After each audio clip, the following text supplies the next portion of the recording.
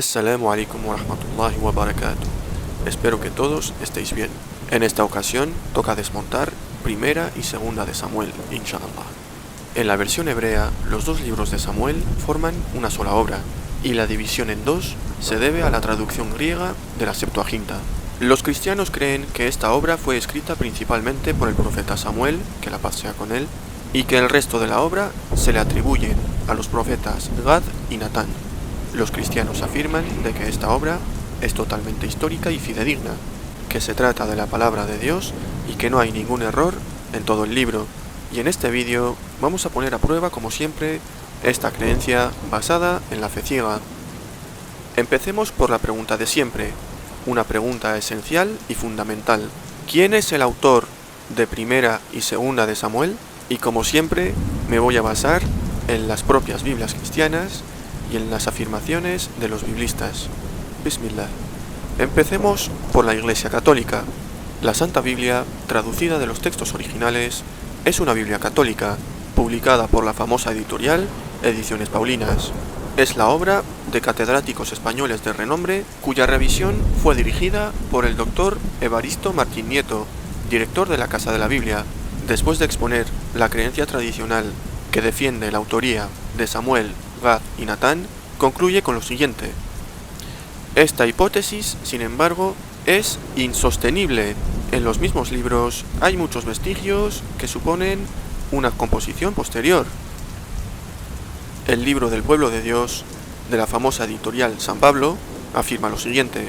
Basta una somera lectura de los libros de Samuel para descubrir en ellos la presencia de elementos heterogéneos. El resto de la obra fue compuesto a partir de tradiciones y documentos de índole bastante diversa.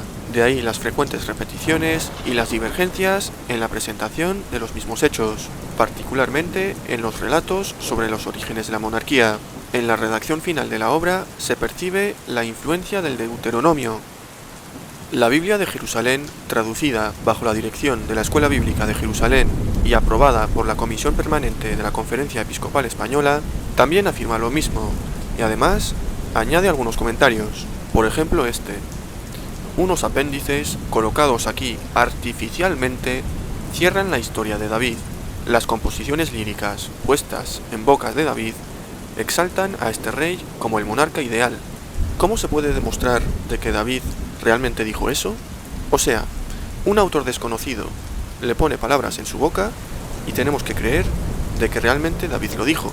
Y sí, digo desconocido porque el autor es realmente desconocido. Lo dice la Enciclopedia Católica. La redacción del texto indica que es cuestión de tres obras distintas. Además, la unidad del plan y la estrecha relación entre las diferentes partes excluyen la autoría compuesta. Debemos al menos admitir un redactor que combinó los tres relatos. Este redactor, de acuerdo con Humelauer, es el profeta Natán. Sin embargo, la obra difícilmente se puede colocar tan temprano.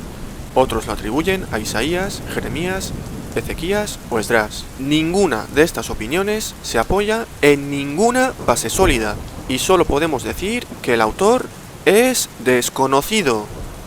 Creo que la posición de la Iglesia Católica está bastante clara. Ahora veamos qué es lo que dicen algunas ramas protestantes. Empecemos por los evangelistas. Os pondré el ejemplo de la Biblia de Estudio MacArthur. Sobre la autoría dice lo siguiente. Samuel no puede ser el escritor porque su muerte se registra en 1 de Samuel, capítulo 25, versículo 1. El autor humano de estos libros es desconocido. La obra llega al lector como un escrito anónimo. ¿Quién es este autor? ¿Hay alguna prueba histórica o arqueológica que nos garantice de que el autor es de plena confianza y que estaba inspirado por Dios? En realidad, no hay ninguna prueba de ello. Y es que no solo eso, sino que la introducción de la Biblia de Estudio MacArthur, en su apartado de retos de interpretación, admite lo siguiente.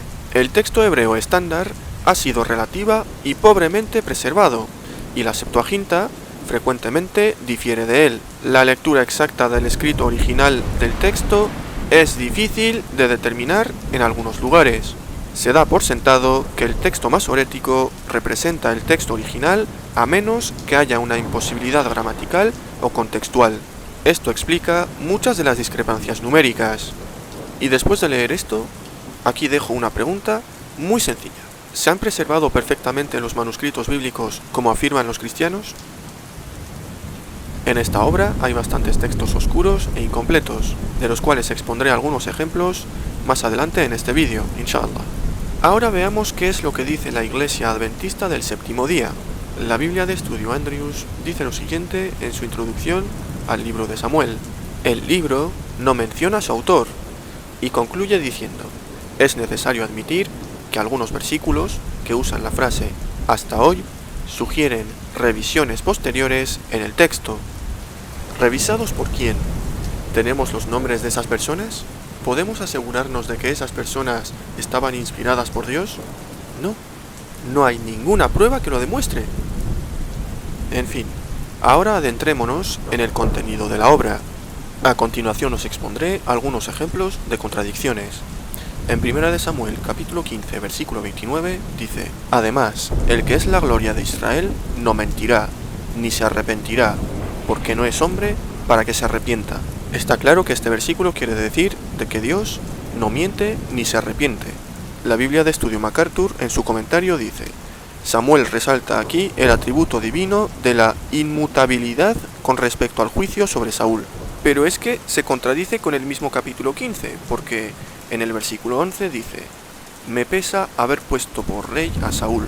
Y en el versículo 35 dice: y Jehová se arrepentía de haber puesto a Saúl por rey sobre Israel. Esto es una clara evidencia de antropopatismo, ya que en el mismo capítulo hay un versículo que dice que Jehová no puede arrepentirse, y hay dos versículos que dicen que sí, que Jehová se arrepiente. En el capítulo 16, del versículo 19 al 22, leemos lo siguiente: y Saúl envió mensajeros a Isaí, diciendo: envíame a David tu hijo, el que está con las ovejas, y lo envió a Saúl por medio de David, su hijo. Y viniendo David a Saúl, estuvo delante de él, y él le amó mucho, y le hizo su paje de armas. Yo te ruego que esté David conmigo, pues ha hallado gracia en mis ojos. Aquí vemos como Saúl claramente conoce y ve a David. Pero si seguimos la narración bíblica, en el capítulo siguiente, del versículo 55 al 58, leemos lo siguiente: y cuando Saúl vio a David que salía a encontrarse con el filisteo, dijo a Abner: ¿de quién es hijo ese joven? Y el rey le dijo: pregunta de quién es hijo ese joven. Abner lo tomó y lo llevó delante de Saúl, teniendo David la cabeza del filisteo en su mano. Y le dijo Saúl: muchacho, ¿de quién eres hijo? Y David respondió: yo soy hijo de tu siervo Isaí. Qué curioso, aquí resulta que Saúl no conoce a David, cuando anteriormente sí que lo conoció. ¿A qué se debe esta contradicción? La Santa Biblia, traducida de los textos originales, nos comenta lo siguiente: esto nos hace suponer que el autor utiliza otra fuente o documento distinto, porque David había sido presentado ya a Saúl como músico, véase el capítulo anterior. Pero vamos a ver, si supuestamente la fuente principal es Dios, ya que, según los cristianos, Dios es el autor de la Biblia, ¿cómo puede haber diferentes versiones sobre un mismo hecho y que además se contradicen? Veamos otra contradicción. En el capítulo 21, versículo 1, dice: vino David a Nob, al sacerdote Ahimelech, y se sorprendió a Ahimelech de su encuentro. Pero esto contradice Marcos capítulo 2, versículos 25 y 26, donde dice que David no se encontró con Ahimelech, sino con Abiatar. Sobre el parentesco entre Ahimelech y Abiatar ya hablé con más detalle en mi anterior vídeo, y todo se basa en un error de copista que alteró el texto bíblico que los cristianos poseen hoy en día. Ahora os mostraré una de las contradicciones más flagrantes que se puedan encontrar en la Biblia. Todos sabemos de que el profeta David, que la paz sea con él, derrotó a Goliat, pero el texto bíblico se contradice y nos deja con una gran incertidumbre. En 1 Samuel, capítulo 17, del versículo 38 al 54, se nos relata el combate de David con Goliat, pero 2 Samuel, capítulo 21, versículo 19, nos relata otra versión totalmente diferente. Esta vez no fue David quien derrotó a Goliat, sino Elhanán. Esto no tiene sentido a menos que Goliat haya muerto 2 veces, pero es que claramente se trata de un error bíblico que hasta los biblistas admiten. En 2 de Samuel 21:19 se encuentra otra tradición sobre la derrota de Goliat, y el intento de armonizar esa tradición con el presente relato, es decir, 1 de Samuel capítulo 17, aún no ha encontrado una solución satisfactoria. Más adelante, en el apartado de errores textuales, os mostraré el porqué de esta contradicción tan evidente. En 1 de Samuel capítulo 31 se nos narra la muerte de Saúl y de sus hijos.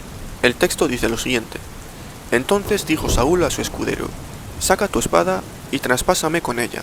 Entonces tomó Saúl su propia espada y se echó sobre ella.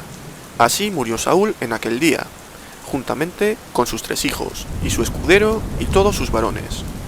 El texto deja claro de que Saúl se suicidó, pero el capítulo siguiente, o sea, justo después de este relato, en 2 de Samuel, capítulo 1, se nos dice de que fue una Amalecita quien mató a Saúl, antes de que venga el típico cristiano a decirme de que la versión de la Amalecita no era verdadera, ya que él estaba mintiendo, argumento que se basa en pura suposición, por cierto.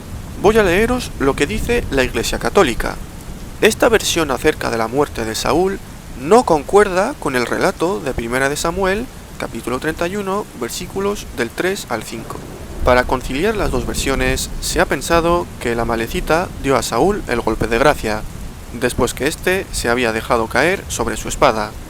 Pero es más probable que la intervención de la Amalecita provenga de una tradición independiente de la anterior, que ha querido hacer menos odiosa la muerte de Saúl, mostrando que en realidad no había llegado a ser un suicidio.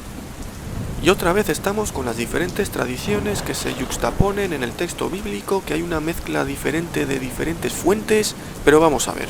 Si es la palabra de Dios, tiene que haber una sola versión, sin contradicciones. 2 de Samuel, capítulo 10, versículo 18, dice que David mató de los sirios a la gente de 700 carros y 40.000 hombres de a caballo. Pero esto se contradice con 1 de Crónicas, capítulo 19, versículo 18, donde leemos: Y le tomó David 1000 carros, 7.000 de a caballo y 20.000 hombres de a pie. Y esta es la explicación de los biblistas. 2 de Samuel 10:18 dice erróneamente 700. Esta es una discrepancia, al parecer, debida a un error de copia. 700 en 2 de Samuel, capítulo 10, versículo 18. No es posible saber qué cifra es la correcta. El que no lo vea es porque no quiere. Los biblistas admiten errores en la Biblia. ¿O es que soy yo el que está sacando las palabras de los biblistas fuera de contexto?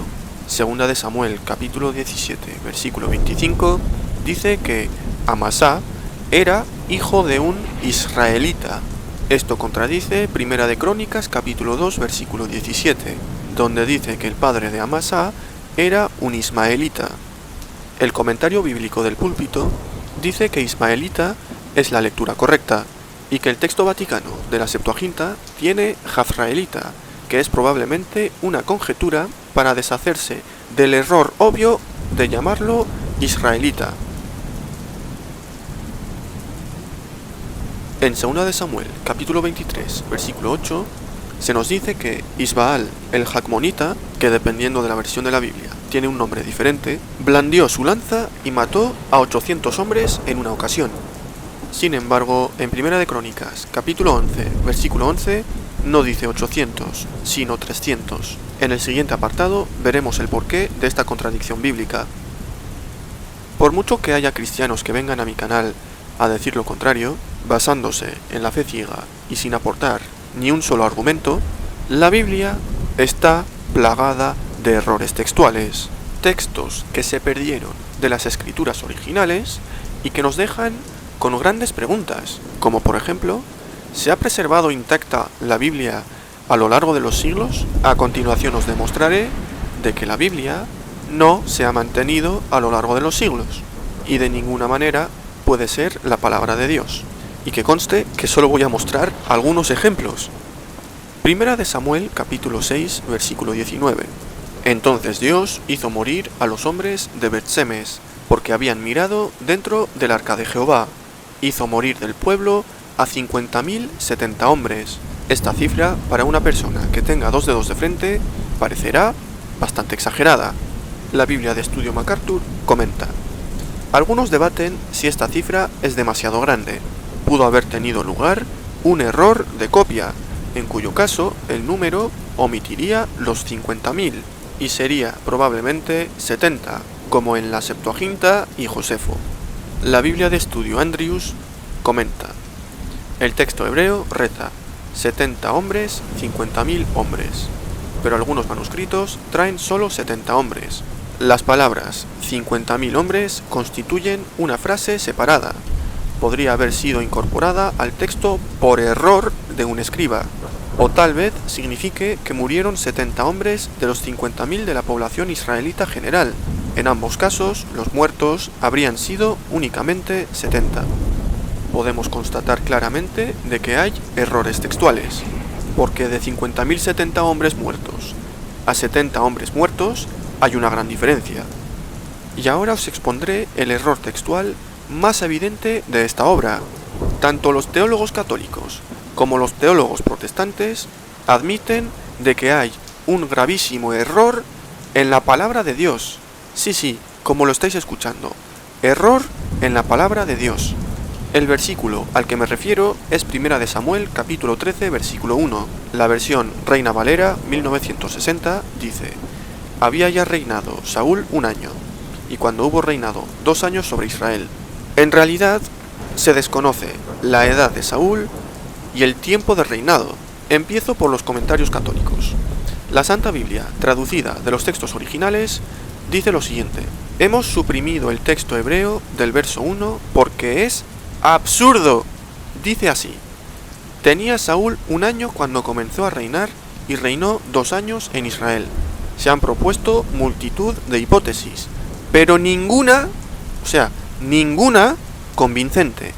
Por otra parte, una tradición atribuye a Saúl un reinado de 40 años. Hechos 13:21. Esto es dantesco, realmente, esto es dantesco. En serio, los cristianos que estén viendo el vídeo, ¿no os causa espanto ver que los comentaristas bíblicos consideren la palabra de Dios como absurda? Y es que lo mejor es que ahí no termina, porque todas las Biblias lo admiten. Consultemos otra Biblia católica, esta vez la Biblia de Jerusalén. Comenta lo siguiente en su pie de página: probablemente se desconocía la edad que tenía Saúl al subir al trono, por lo que se dejó un espacio en blanco en los manuscritos. La duración de su reinado ha sido reducida a 2 años, pero es absurdo, otra vez, el calificativo absurdo. Saúl habría reinado 40 años. Hechos 13:21. Venga, veamos otro ejemplo más sacado de otra Biblia católica. El libro del pueblo de Dios comenta lo siguiente: por razones que nos son desconocidas, faltan en el texto hebreo las cifras exactas de la edad de Saúl y de la duración de su reinado. Según una tradición recogida en Hechos 13:21, Saúl reinó 40 años, pero es históricamente improbable que su reinado haya durado tanto tiempo. A ver qué católico tiene la cara dura de venir a mi canal y decirme que estoy sacando las palabras de los biblistas fuera de contexto. Y si perteneces a una rama protestante, tranquilo, que para vosotros también tengo. La Biblia de Estudio MacArthur comenta: los números originales no han quedado preservados en este texto. En Hechos 13:21 dice que Saúl reinó 40 años sobre Israel. En ningún pasaje de las Escrituras se registra la edad a su accesión al trono. Probablemente la mejor reconstrucción de los versículos 1 y 2 sea: Saúl tenía 1 y, entre paréntesis, quizá 30 años cuando comenzó a reinar, y cuando hubo reinado 2 años sobre Israel, escogió luego a 3.000 hombres de Israel. Mi pregunta es: ¿se ha preservado la Biblia a lo largo del tiempo? Está claro que no. Tanto 1 de Samuel 13:1 y Hechos 13:21 cometen un gravísimo error. La Biblia de Estudio Andrews comenta: el pasaje parece transmitido de forma incompleta porque comienza con la fórmula tradicional de la edad del rey, pero falta la edad del rey, omitida por versiones antiguas. Literalmente dice: y Saúl tenía, puntos suspensivos, años. Así que los adventistas también lo admiten. ¿Y qué hay de los testigos de Jehová, que son de defender la infalibilidad de la Biblia con uñas y dientes? Pues en su Biblia lo dejan con un interrogante entre corchetes. Y en la página web dice de que el número falta en el masorético. Y si aún así todavía queda alguna duda, os mostraré el pie de página de la nueva versión estándar revisada. Biblia que es producto de los 32 eruditos más eminentes de la cristiandad, apoyados por 50 diferentes denominaciones cristianas colaboradoras. Sobre la edad de Saúl dice: el número falta en el texto hebreo y el versículo falta en la Septuaginta. O sea, la versión de la Septuaginta omite por completo el versículo. Y respecto al tiempo de reinado, comentan: 2 no es el número entero. Hay algo que se ha abandonado. O sea, como diciendo que hay algo que falta en el texto. Hay Biblias que rellenan los huecos con números basados en suposiciones, como por ejemplo la versión Reina Valera. Otras versiones de la Biblia prefieren dejar un hueco con puntos suspensivos. Otras versiones de la Biblia prefieren eliminar por completo el versículo 1.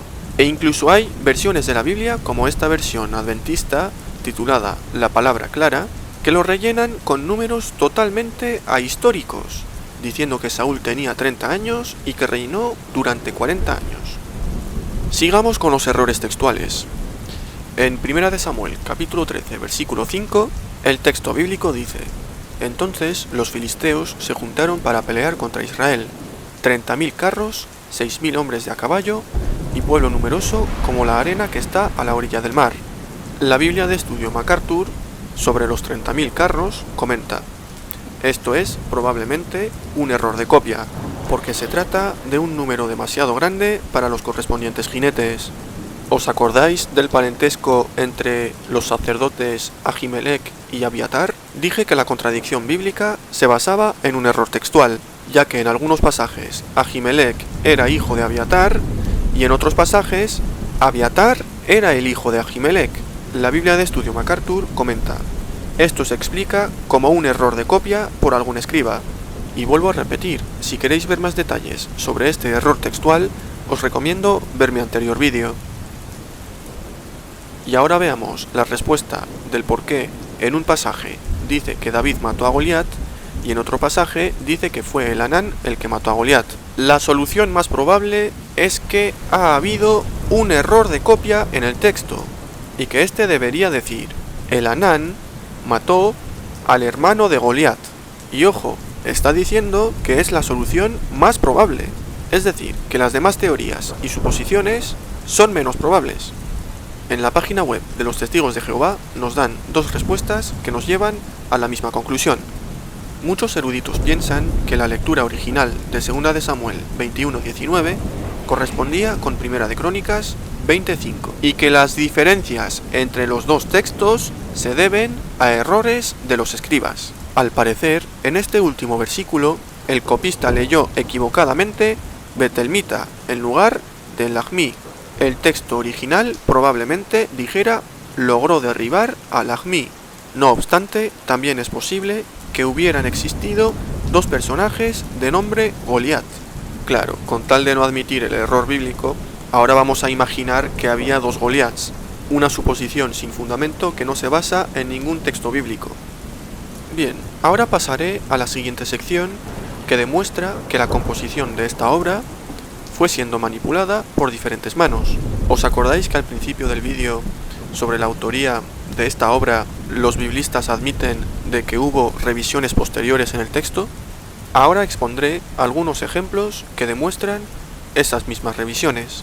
En 1 de Samuel capítulo 5 versículo 5 se utiliza el término hasta el día de hoy.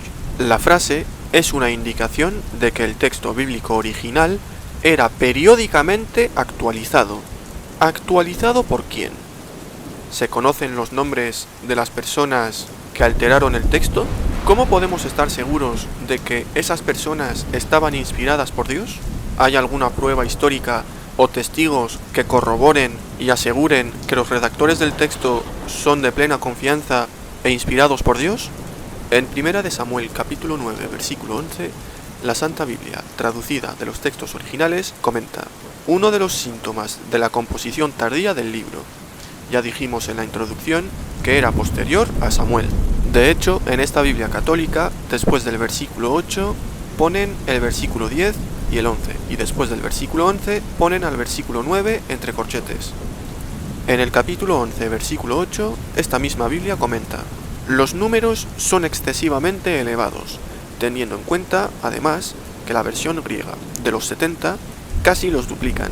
La distinción entre Israel y Judá supone una mano tardía en la redacción del texto. ¿De quién es esa mano? ¿Cómo se llamaba el redactor? ¿Bajo qué autoridad añadía textos a la supuesta palabra de Dios? Aquí otro ejemplo. Primera de Samuel, capítulo 14, versículo 18. La Biblia de Jerusalén comenta: el arca de Dios, que tiene en las manos el sacerdote Agías. Es aquí una caja que contiene los datos adivinatorios. Un redactor tardío lo ha confundido con el arca tomada por los filisteos. Capítulos 5 y 6.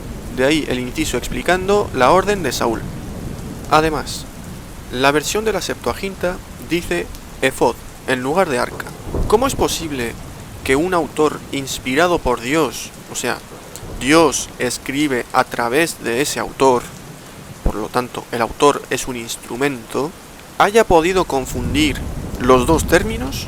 Sí, cada vez estoy más convencido de que los autores bíblicos estaban inspirados directamente por Dios. Y como último ejemplo de manipulaciones posteriores, aunque en realidad hay una infinidad, voy a mencionar 2 de Samuel, capítulo 23, versículo 1. El comentario de la Santa Biblia traducida de los textos originales dice: el texto original ha sufrido muchas correcciones y la restitución del mismo es conjetural. Y aquí dejo una simple pregunta para los cristianos: ¿se ha mantenido el texto original de la Biblia? Y con esto paso al siguiente apartado, que está relacionado con esto último que he mencionado. Ya que el texto original de la Biblia no se ha preservado, tampoco se han preservado muchísimos significados del hebreo. Y como dije en mi vídeo titulado El libro del cual no hay duda, no sirve de nada tener el texto si se han perdido los significados de las palabras. Y como siempre, a continuación os expondré algunos ejemplos de textos oscuros e inciertos. En 2 de Samuel capítulo 3 versículo 39, según la Biblia de Jerusalén, el sentido es incierto. Recordemos que el significado de incierto puede ser falso, inseguro, dudoso, impreciso, borroso, indefinido. Lo mismo dice en el capítulo 5, versículo 8. El libro del pueblo de Dios dice: el significado exacto de la palabra hebrea traducida por canal no es del todo claro. La Santa Biblia, traducida de los textos originales, también dice lo mismo. El texto hebreo no es claro. Otro ejemplo sería 1 de Samuel capítulo 9 versículo 24, donde la Biblia de Jerusalén lo califica como texto difícil. Cabe mencionar de que la nueva versión estándar revisada comenta en los pies de página prácticamente en todas las páginas del Antiguo Testamento de que hay significados del hebreo inciertos.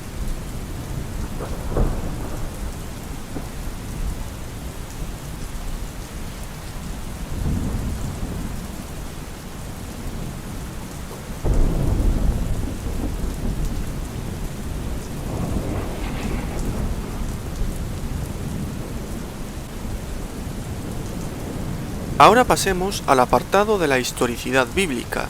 Es un tema sumamente importante, ya que al tratarse supuestamente de la palabra de Dios, no debería de haber ningún error histórico.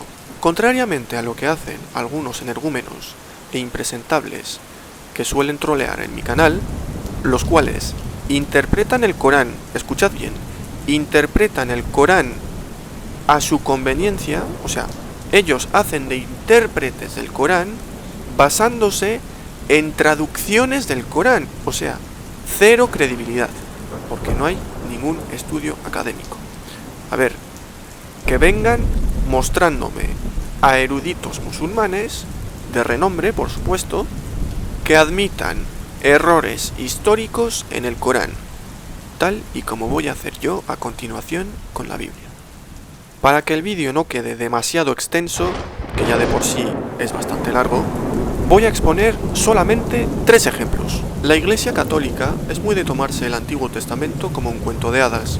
Eso ya lo demostré en mi vídeo donde desmonto el libro del Génesis. Escuchad lo que voy a leer a continuación. Primera de Samuel, capítulo 4. Introducción. El arca de la alianza en poder de los filisteos. Una vez recuperada la paz, las aventuras del arca de la alianza en poder de los filisteos dieron origen a un relato popular lleno de humor e ironía, que ha sido incluido en los capítulos siguientes. ¿Veis cómo tratan a las historias bíblicas? Vamos a ver.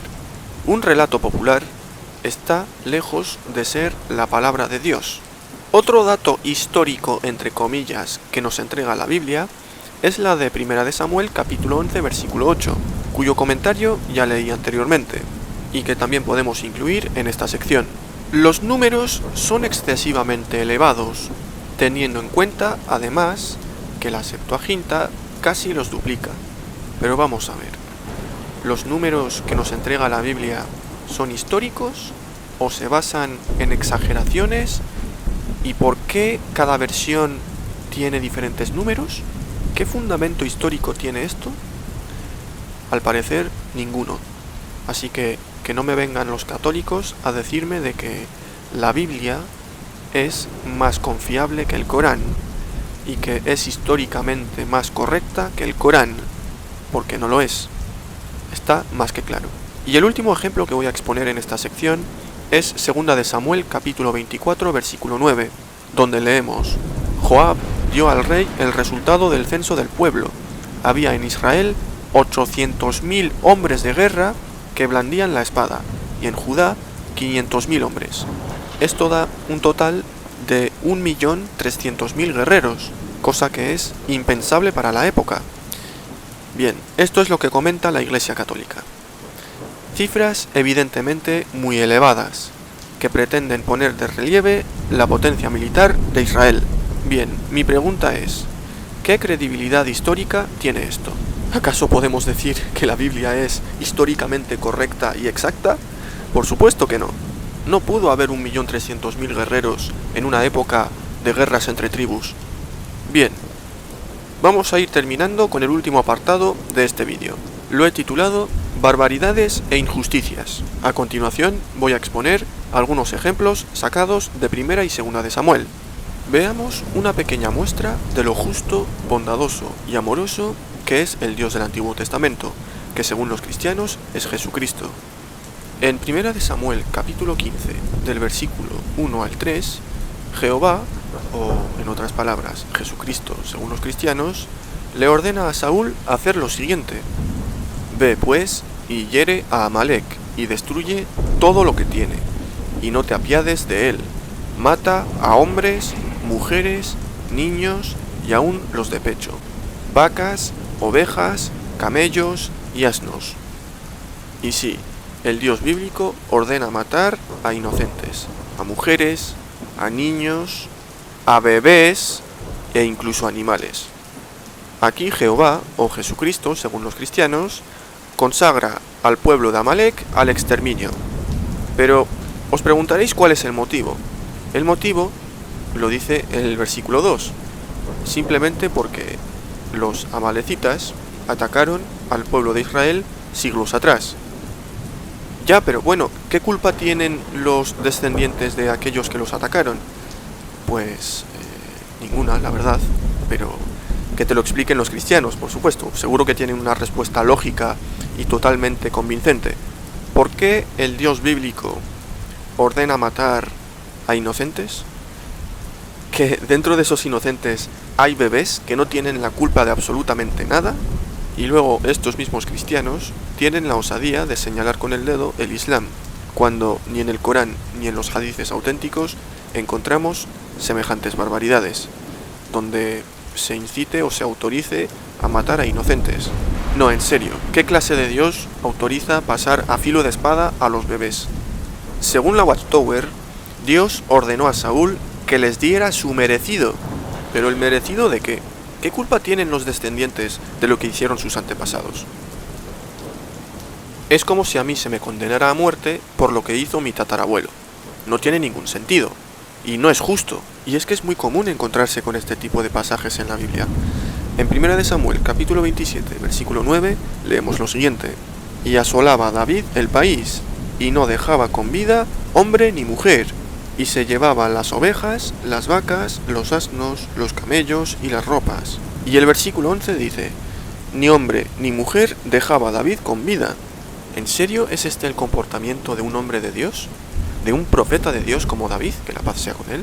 Y hablando del profeta David, que la paz sea con él, según la Biblia, cometió adulterio con la esposa de su vecino de forma consciente y voluntaria. Este tipo de blasfemias hacia los profetas son muy comunes en la Biblia. Veamos lo que dice el pasaje. David se quedó en Jerusalén y sucedió un día, al caer la tarde, que se levantó David de su lecho y se paseaba sobre el terrado de la casa real, y vio desde el terrado a una mujer que se estaba bañando, la cual era muy hermosa. Envió David a preguntar por aquella mujer, y le dijeron, aquella es Betsabé, hija de Eliam, mujer de Urías el Eteo. Y envió David mensajeros, y la tomó, y vino a él, y él durmió con ella. Luego ella se purificó de su inmundicia, y se volvió a su casa, y concibió la mujer, y envió a hacerlo saber a David, diciendo, estoy encinta. Y es que eso no es todo, cada vez la historia va de mal en peor, porque si leemos más adelante, vemos como David intenta manipular a Urías, y el pobre cornudo al final muere. Y si por si esto fuera poco, en el capítulo 12, versículo 14, leemos lo siguiente, mas por cuanto con este asunto hiciste blasfemar a los enemigos de Jehová, el hijo que te ha nacido ciertamente morirá. El versículo 15 dice, y Jehová hirió al niño que la mujer de Urías había dado a David, y enfermó gravemente. Y en el versículo 18 se dice de que al séptimo día murió el niño. Vamos a ver, aquí Jehová castiga con la muerte al recién nacido por el pecado que cometió su padre. ¿No os parece injusto? ¿Y qué hay del Deuteronomio capítulo 24 versículo 16? ¿Pero no decía que los padres no morirán por los hijos, ni los hijos por los padres, y que cada uno morirá por su pecado? En el capítulo 13, del versículo 11 al 14, se nos narra cómo Tamar es violada por su propio hermano. Pero, ¿cómo puede ser esto la palabra de Dios? ¿Qué moraleja hay en esto? ¿Con qué fin está en la Biblia? Y es que no es el único pasaje obsceno. Aquí otro ejemplo. En 2 de Samuel, capítulo 16, versículo 22, dice que Absalón tuvo relaciones con las concubinas de su padre, ante los ojos de todo Israel. Para ir acabando el vídeo, os expondré una de las peores crueldades e injusticias cometidas por Jehová en el Antiguo Testamento. En 2 de Samuel, capítulo 24, del versículo 10 al 16, leemos lo siguiente. Después que David hubo censado al pueblo, le pesó en su corazón, y dijo David a Jehová, yo he pecado gravemente por haber hecho esto, mas ahora, oh Jehová, te ruego que quites el pecado de tu siervo, porque yo he hecho muy neciamente. Y por la mañana, cuando David se hubo levantado, vino palabra de Jehová al profeta Gad, vidente de David, diciendo, ve y di a David, así ha dicho Jehová, 3 cosas te ofrezco, tú escogerás una de ellas para que yo la haga. Vino pues Gad a David, y se lo hizo saber, y le dijo, ¿quieres que te vengan 7 años de hambre en tu tierra? ¿O que huyas 3 meses delante de tus enemigos y que ellos te persigan? ¿O que 3 días haya peste en tu tierra? Piensa ahora, y mira qué responderé al que me ha enviado.